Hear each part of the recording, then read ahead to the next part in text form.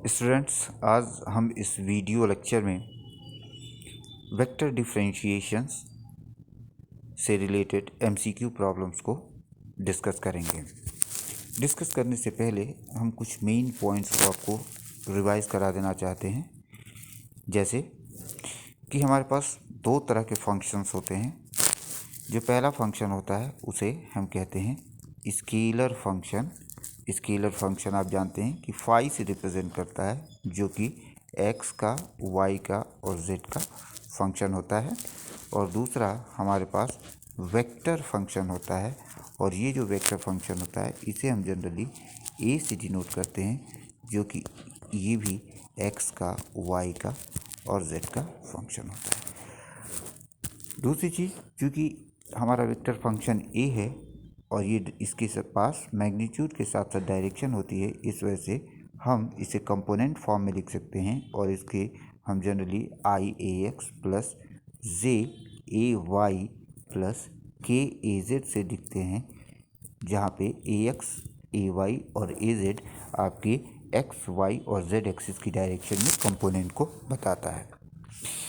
दूसरी जो इम्पॉर्टेंट चीज़ है वो ये कि हम एक डिफरेंशियल ऑपरेटर डिफ़ाइन करते हैं, जिसे हम डेल से डिनोट करते हैं। और इस डेल की जो वैल्यू होती है वो होती है i del over del x plus J del over del Y plus के डेल ओवर डेल जेड के फॉर्म में।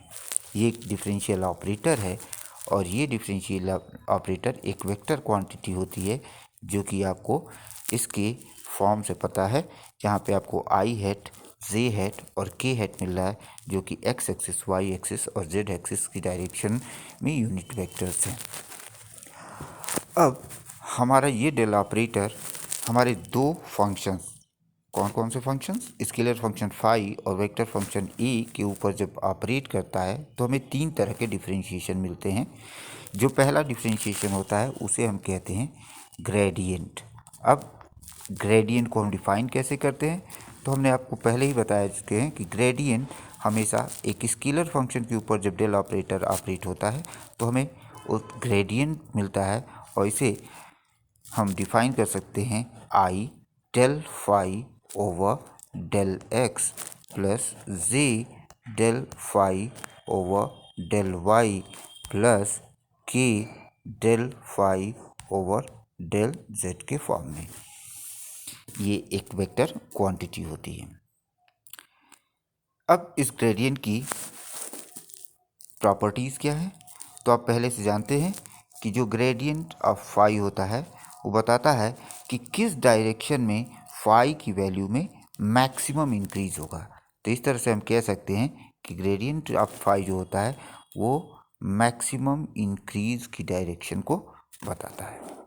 दूसरा, अब मैक्सिमम इंक्रीज की डायरेक्शन को बताता है, तो ये मैक्सिमम इंक्रीज की डायरेक्शन होती क्या है। ये जो मैक्सिमम इंक्रीज की डायरेक्शन होती है ये हमारे स्केलर फंक्शन फाई के परपेंडिकुलर डायरेक्शन में होती है। तो ग्रेडियंट ऑफ फाई की डायरेक्शन जो होती है, that direction is perpendicular to surface. Surface कौन सा सरफेस, फाई। ठीक है। अब हम आते हैं कैसे हम डेल ऑपरेटर जब वेक्टर क्वांटिटी के ऊपर ऑपरेट होगा तो क्या होगा। अब डेल ऑपरेटर एक वेक्टर क्वांटिटी है और हमारा वेक्टर फंक्शन ए है। तो हम जानते हैं कि दो वेक्टर्स को हम दो तरीके से मल्टीप्लाई कर सकते हैं। पहला डॉट प्रोडक्ट और दूसरा क्रॉस प्रोडक्ट। ठीक है। अब इसके बेसिस पे हम दो अलग अलग डिफरेंशिएशन डिफाइन करते हैं। पहले को जो हम कहते हैं डाइवर्जेंस, और जो दूसरा होता है इसे हम कहते हैं कर्ल। ठीक है। तो जब डॉट प्रोडक्ट लेंगे तो हमें divergence of a vector field मिलेगा, और जब हम क्रॉस प्रोडक्ट लेंगे तो हमें curl of a vector field मिलेगा। तो सबसे पहले जो हमारे पास चीज़ है वो है डाइवर्जेंस ऑफ अ वेक्टर। तो डाइवर्जेंस कैसे हम डिफाइन करते हैं, तो divergence of a vector A is equal to I del A x over del z plus J del A y over del z plus के del del A x over del x, del A y over del y and del A z over del z के form में define करते हैं। अब divergence का physical significance क्या होता है? डाइवर्जेंस ये बताती है कि अगर हम स्पेस के अंदर कोई पॉइंट ले लेते हैं, इस तरीके से कोई पॉइंट ले लेते हैं, तो हमारा जो वेक्टर फंक्शन है वो यहाँ से जब जैसे जैसे आगे बढ़ेंगे तो ये वेक्टर फंक्शंस एक दूसरे से कितना दूर होते जाते हैं, इसी को डाइवर्जेंस कहते हैं। तो मान लेते हैं कि हम इस पॉइंट से जैसे ही आगे बढ़े, इस डायरेक्शन में गए, तो हमारा डाइवर्जेंस है वो कुछ इस तरीके से जा रहा है। और जब हम इस डायरेक्शन में जाते हैं तो हमारा जो वेक्टर है वो कुछ इस तरीके से जा रहा है। तो हम देख रहे हैं कि जैसे जैसे हम आगे बढ़ रहे हैं, इन दोनों डाइवर्जेंस के बीच का जो डिस्टेंस है वो एक दूसरे से बहुत ज़्यादा बढ़ रहा है। मतलब ये दोनों वेक्टर्स एक दूसरे से दूर होते जा रहे हैं। तीन ही वेक्टर्स के दूर होने को मेज़र करता है डाइवर्जेंस। अगर हम कहें कि हमारा कोई पॉइंट जो है वो पॉइंट हमारा ये है, और हमारा जो वेक्टर डाइवर्जेंस ऑफ ए निकालें और ये डाइवर्जेंस इस तरीके से आ रहा है, तो हम देख रहे हैं कि ये तीनों पैरेलल लाइंस हैं।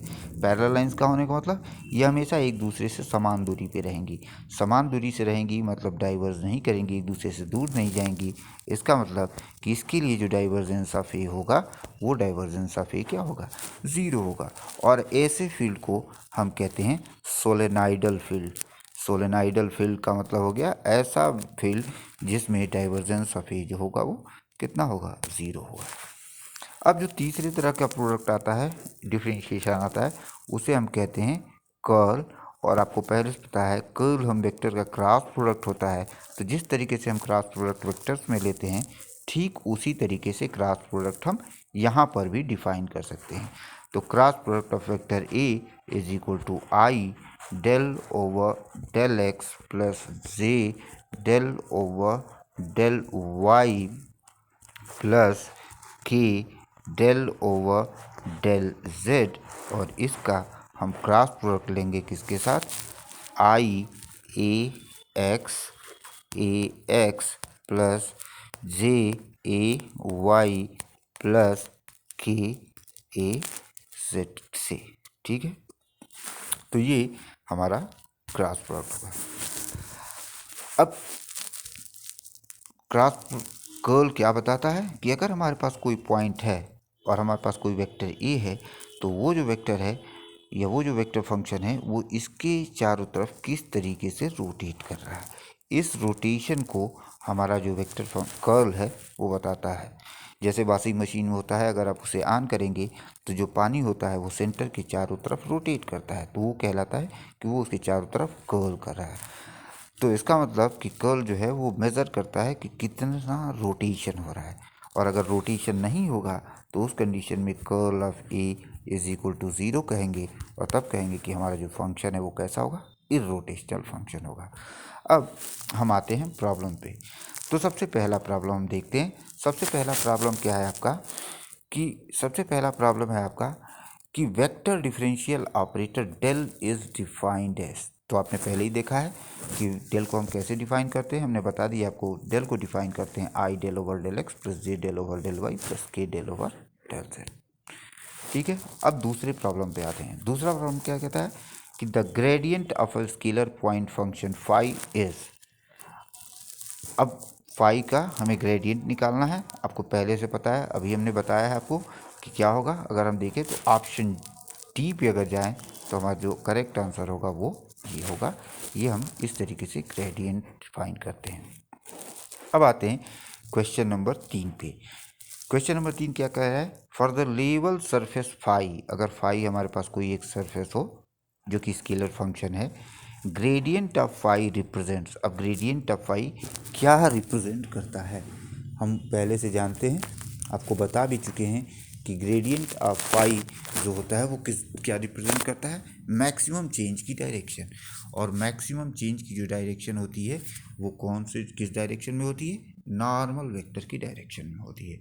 हमेशा जो ग्रेडियंट होता है वो नॉर्मल की तरफ जाएगा, इसलिए करेक्ट आंसर आपका कितना होगा? सी। चौथा question, for the scalar point function phi and psi. ठीक है, तो हमारे पास दो पॉइंट फंक्शन है, फाई है और साई है। हमें gradient of phi psi define करना है।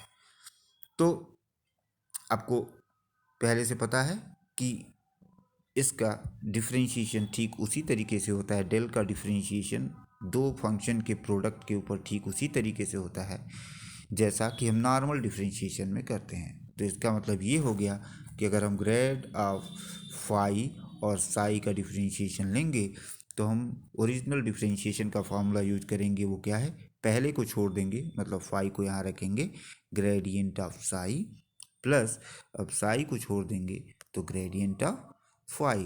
तो इस हिसाब से हमारा जो करेक्ट आंसर है वो होगा आपका बी।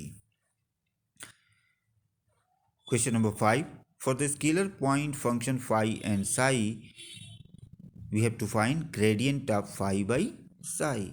फिर यहाँ पे हम वही फार्मूला लगाएंगे, जिस तरीके से हमारा वो साधारण डिफरेंशिएशन चलता है उसी तरीके से हमारा ग्रेडियंट भी चलेगा। तो यहाँ पे del of phi of psi आप डिनोट कर सकते हैं किस तरीके से, पहले को छोड़, डिनोमिनेटर को हम ऊपर रखेंगे, differentiation of numerator gradient of phi, minus numerator को हम छोड़ेंगे, differentiation of denominator divided by denominator का स्क्वायर। तो इस तरीके से आपका जो सही आंसर होगा वो होगा, आप अगर देखेंगे तो डी। ठीक है, अब आते हैं हम क्वेश्चन नंबर सी में। क्वेश्चन नंबर सी क्या कह रहा है कि if f is equal to f1 I hat plus f2 J hat plus f3 K hat then the divergence of f is. तो हमने पहले ही बताया है कि अगर हमारे शुरुआत में ही हमने इस वीडियो के आपको बताया है कि किस तरीके से हम डाइवर्जेंस को डिफाइन कर सकते हैं। अगर कोई वेक्टर a हो जिसे हम ए x i hat plus A Y j hat plus A Z k hat लिखे, तो उसका डिफरेंशिएशन हम कैसे डिफाइन करते हैं, तो उस फॉर्मूले को अगर हम यूज़ करेंगे, आप पीछे जाकर देख सकते हैं, तो हमारा जो करेक्ट आंसर होगा वो क्या होगा, बी। चलिए अब नेक्स्ट क्वेश्चन पे बढ़ते हैं। अगर कोई हमारे पास वेक्टर फंक्शन f है जिसका x component f1, y component f2 और z कंपोनेंट f3 हो, then curl of f is. तो ये पूछ रहा है कि अगर कोई वेक्टर f इस तरीके से लिखा जाए तो उसका हम कर्ल कैसे डिफाइन करेंगे। तो आप देख सकते हैं ये तो आपका डाइवर्जेंस है, ये आपका होगा नहीं, ये आपका होगा नहीं, कर्ल को हम कैसे डिफाइन करेंगे, अभी मैंने आपको इस तरीके से बताया था। करेक्ट ऑप्शन आपका सी होगा। ठीक है, question number 6, a rigid body rotating with a constant angular velocity omega about a fixed axis, if v is linear velocity of a point of the body, then curl of v is। कह रहा है कि हमारे पास ये एक z axis है, ठीक है। अब इस z एक्सिस में ये हमारे पास है और कोई हमारा जो बॉडी है, इस तरीके का एक बॉडी है, वो इसके चारों तरफ ओमेगा से रोटेट कर रहा है। ओमेगा से ये क्या कर रहा है, रोटेट कर रहा है, ठीक है। और इसकी जो लीनियर वेलोसिटी है हम इसे v से डिनोट कर रहे हैं। तो ये पूछ रहा है, तो अगर ये कंडीशन हो तो ये पूछ रहा है कि कर्ल ऑफ v इस कंडीशन में कितना होगा। तो हम लिख सकते हैं curl of v is equal to, curl of v is equal to curl of v को लिखते हैं r क्रॉस ओमेगा। आपने पहले से पढ़ा हुआ है इंटरमीडिएट में, v को r क्रॉस ओमेगा लिख सकते हैं। अब ये है a cross b cross c का फॉर्मूला। तो अगर a cross b cross c का फॉर्मूला लगाएं तो हम यहाँ लिख सकते हैं, कौन सा फॉर्मूला लगेगा, बैक कैब रूल का। और उस फॉर्मूले का अगर यूज़ करें तो हम इसे लिख सकते हैं ओमेगा, ठीक है, विद इन ब्रैकेट, अब डेल की value i del over del x plus J del over del Y plus के डेल ओवर डेल जेड, ठीक है, dot x i hat plus y j hat plus z k hat, ठीक है, minus r bracket में i del over del x plus इस तरीके से जाएगा ये j del over del Y plus के डेल ओवर डेल जेड, ठीक है, और साथ में ओमेगा, यहाँ पर ब्रैकेट क्लोज। अब अगर आप इसे ध्यान से देखें तो जब x का x से रिस्पेक्टिव डिफरेंशिएशन करेंगे तो आपको 1 मिलेगा, y का y से डिफरेंशिएशन करेंगे तो y मिलेगा। अब कांस्टेंट ट्रायंगुलर वेलोसिटी है और किसी पॉइंट पर है, यहाँ दे रहा है कि velocity of a point at a point of body, इसका मतलब जो जेड कंपोनेंट होगा वो 0 होगा या उसकी कोई फिक्स वैल्यू होगी, तो ये इसकी वैल्यू आपकी 0 हो जाएगी। तो इसे डिफरेंशिएट करेंगे तो आपको 1 + 1 2 मिलेगा। नीचे अगर आएँ तो ओमेगा कांस्टेंट है, तो x के रिस्पेक्ट में ओमेगा को डिफरेंशिएट करेंगे तो 0, y के रिस्पेक्ट में डिफरेंशिएट करेंगे तो 0 और z के रिस्पेक्ट में डिफरेंशिएट करेंगे तो 0। तो आपको मिलेगा क्या, ओमेगा 1 + 1 मतलब 2 ओमेगा। तो जो करेक्ट आंसर होगा वो होगा आपका 2 ओमेगा। 2 ओमेगा कहाँ पे है आपका, 2 ओमेगा यहाँ पे है, इसका मतलब जो करेक्ट आंसर होगा वो बी होगा। अब आते हैं हम थर्ड ऑप्शन के पास।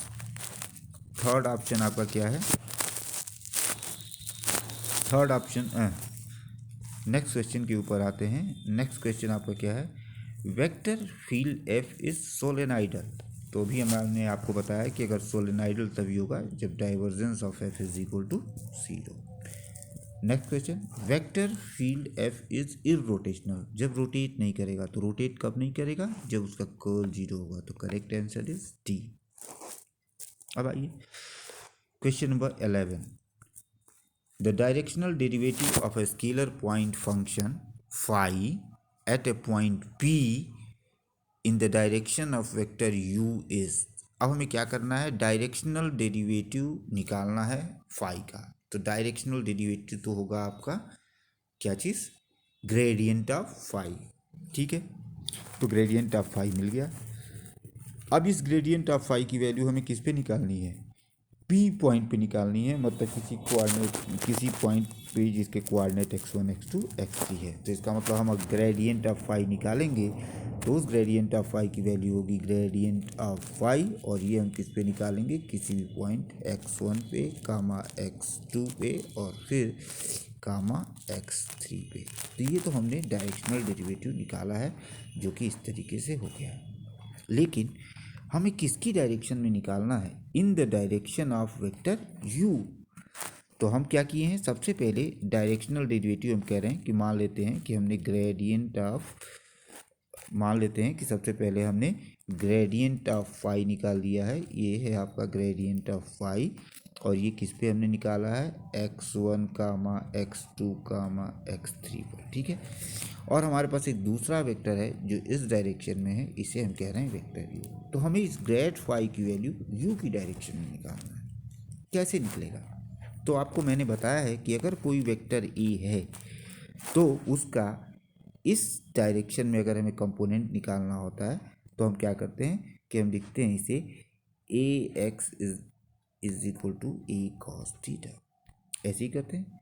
तो जनरली क्या देता है, ये देता है आपका डॉट प्रोडक्ट, ठीक है। अगर हम डॉट प्रोडक्ट ले लें इस वेक्टर का इस वेक्टर के साथ, तो ये डॉट प्रोडक्ट क्या देगा, इसकी डायरेक्शन में आपको इसका कंपोनेंट देगा। तो इसका मतलब इसका कंपोनेंट u की डायरेक्शन में जो होगा वो क्या होगा, ग्रेडियंट ऑफ फाई, ठीक है, किस पे, x1 x2 और x3 पे जो होगा, और इसके साथ डॉट प्रोडक्ट हमें लेना पड़ेगा u हेड का।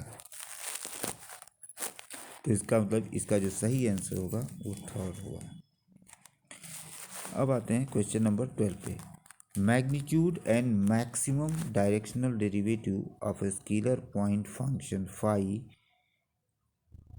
Is given in a given direction is. कह रहा है magnitude of maximum directional derivative, जिस डायरेक्शन में मैक्सिमम चेंज हो उसका मैग्नीट्यूड कितना होगा। तो हम बता चुके हैं कि ग्रेडियंट ऑफ फाई जो होगा वो मैक्सिमम चेंज की डायरेक्शन देता है, और इसका मैग्नीट्यूड हमें निकालना है तो हमें मैग्नीट्यूड निकाल लेंगे। तो ये आपका आंसर होगा, इसका मतलब पहला आंसर आपका ए होगा। अब देखिए maximum question number 13, maximum directional derivative of a scalar point function phi is in the direction of. अब देखिए इन द डायरेक्ट किस डायरेक्शन में इसका मैक्सिमम डायरेक्ट वैल्यू होगी। तो हमेशा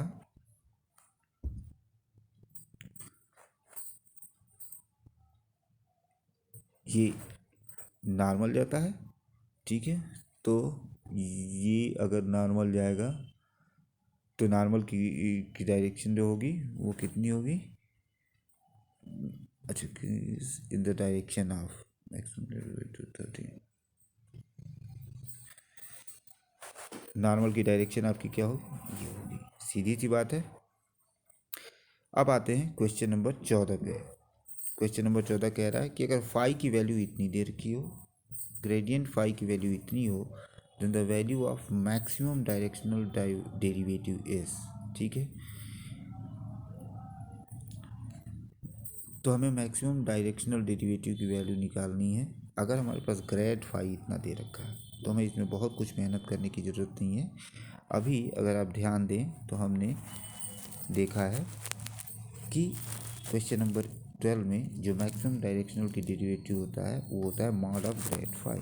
तो हम उसी फॉर्मूले का यहाँ यूज करेंगे। ग्रेड फाई आपके पास पहले से दे रखा है तो इसका मैग्नीट्यूड निकाल सकते हैं। मैग्नीट्यूड ऑफ ग्रेड फाई कितना होगा, √1 का स्क्वायर प्लस 1 का स्क्वायर प्लस 3 का स्क्वायर, कितना हो गया, is equal to √1 plus 1 plus 9 is equal to √11. So the correct answer will be